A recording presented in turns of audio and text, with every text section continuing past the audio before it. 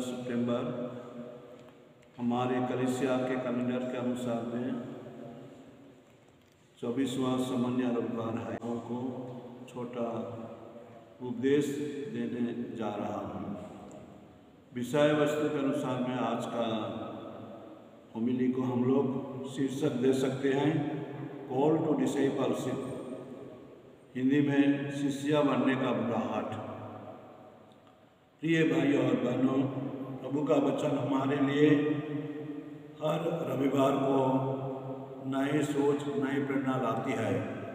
आज हम लोग ध्यान करेंगे, मनन चिंतन करेंगे।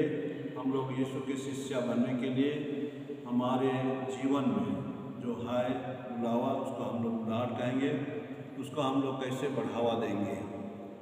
पहला पाठ हम लोग सुनेंगे नबी इसायास का ग्रंथ से। ये है 50 अध्याय से लिया गया है और हम लोग सुनेंगे इस अध्याय में जब यहूदी लोग बाबिलोन देश में थे गुलामी होकर, उस समय नबी इसायास को ये संदेश दिया गया कि ईश्वर उनको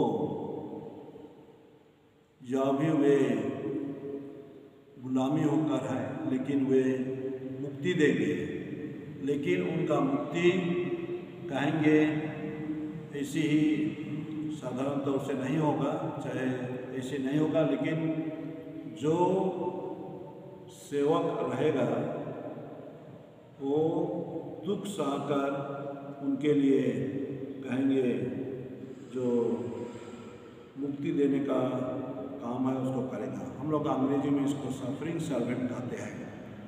और सफरिंग सर्वेंट का सोच यही है कि जब जो चुने हुए रहते हैं उनको ईश्वर का काम हासिल करने के लिए दुख झेलना पड़ता है। इसलिए हम लोग सुने वचन में, मैंने मरने वालों के सामने अपनी पीठ कर दी और दाढ़ी नोचने वालों के सामने अपने गला। अर्थात वो दुख सहने के लिए, पीड़ा सहने के लिए, अपमान सहने के लिए प्रस्तुत है, लेकिन वो पीड़ा सहकर वे लोगों के मुक्ति का काम हासिल करेंगे, ऐसे हम लोग समझेंगे।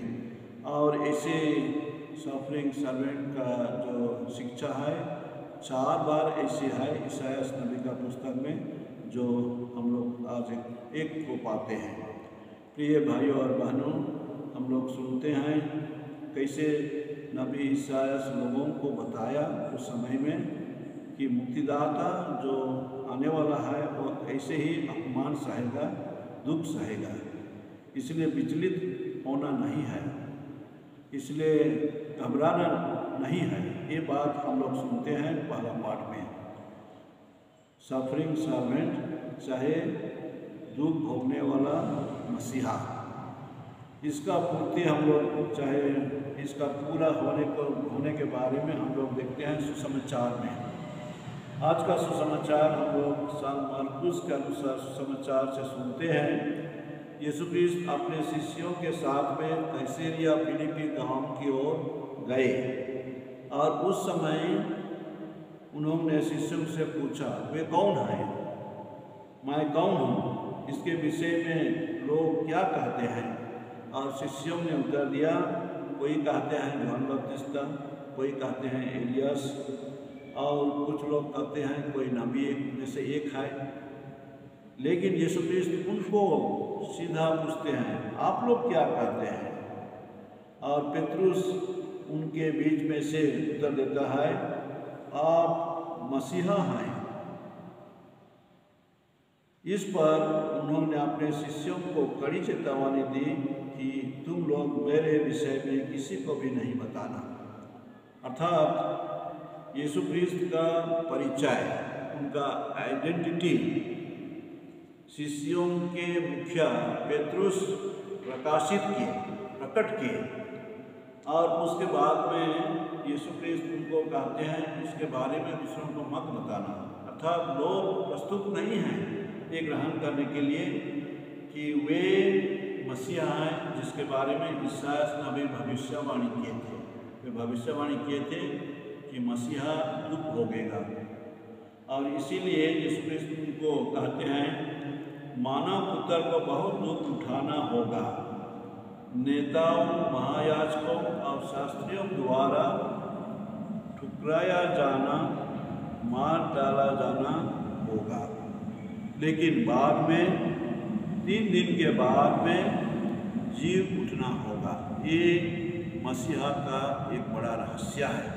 इसके बारे में यीशु क्रिस्त शिष्यों को और विशेषकर पेतरुस को ये बात बताते हैं।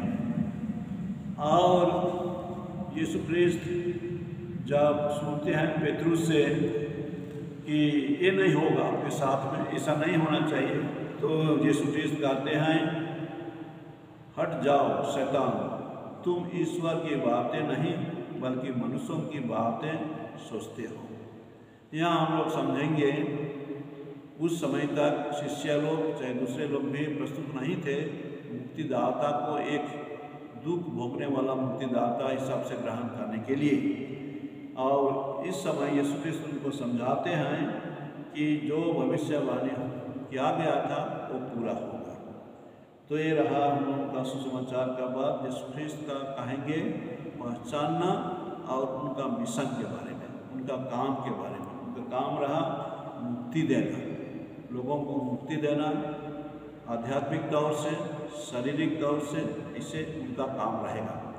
प्रिय भाइयों और बहनों, हम लोग देखते हैं पहला पाठ नबी इसाया का ग्रंथ से जो है सफरिंग सर्वेंट के बारे में वो पूरा होता है यीशु क्रिस्त की जीवनी में। और यीशु क्रिस्त वैसे ही हम लोग देखते हैं वैसे ही हुआ। उनको दुख भोगना पड़ा शास्त्रियों के हाथ में, महायाजकों के हाथ में, और उनको क्रूस ढोना पड़ा।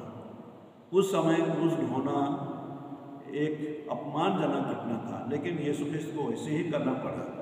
लेकिन ये तर्जुमे की बात है कि वे क्रुसित हुए, जी उठे, तो ये घटना सबूत कर दिया कि वही मुक्तिदाता है।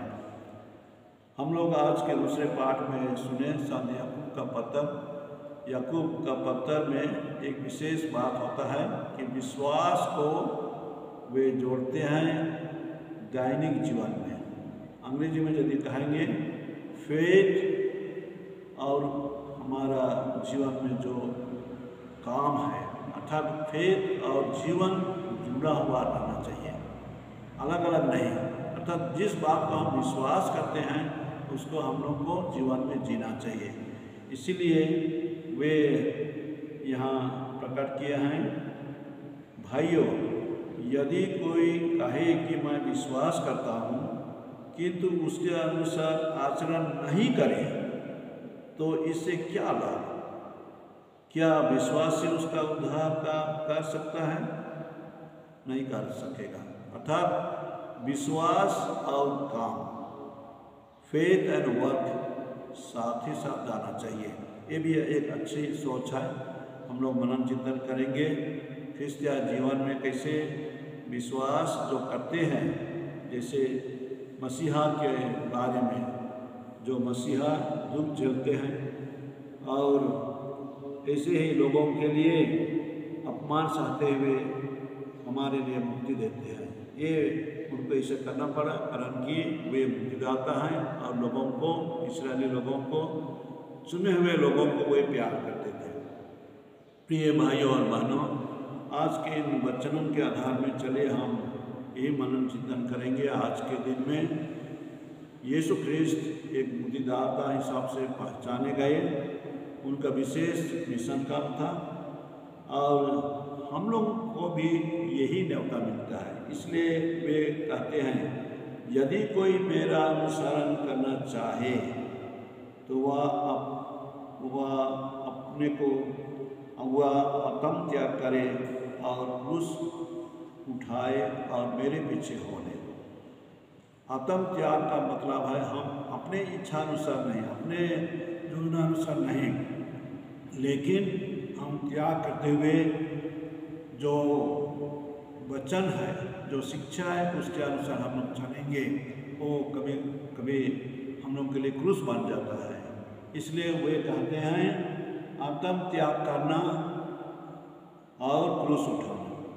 Self denial and carrying the cross. प्रिय भाइयों और बहनों, हमारे जीवन में हम लोग सुख और दुख दोनों हम लोग सामना करते हैं, लेकिन यहाँ आज हमें बहुत अच्छी शिक्षा मिला कि हम लोग को दैनिक जीवन में हम लोग विश्वास का जीवन यीशु क्रिस्त का शिक्षा के आधार में हम लोग चलेंगे, लेकिन साथ ही साथ हम लोग भी ये सोचेंगे, हम लोग को ध्यान देना होगा कि हमारे विश्वास का जीवन को हम लोग काम में, दैनिक जीवन में, हम लोग का डेली लाइफ में कैसे उसको हम लोग कहेंगे एक्चुअलाइज करेंगे, चाहे कैसे उसको काम में लाएंगे। आज प्रभु का वचन के आधार में हम लोग सोचेंगे। अब सभी कोई, छोटे बड़े सभी कोई हम लोग बुलाए गए हैं यीशु के शिष्य बनने के लिए, कॉल टू डिसिपल्स। और शिष्य बनने का अर्थ होता है यीशु क्रिस्त का जीवन जैसा ही हम लोग का जीवन भी कुछ न कुछ हिसाब से दुख भोगने का जीवन है। तो चलिए हम लोग मनन चिंतन करेंगे। हमारे जीवन में दुख आते हैं, कष्ट आते हैं, शारीरिक तौर से चाहे मानसिक तौर से, हम लोग ग्रहण करेंगे और यीशु के शिष्य बने रहेंगे।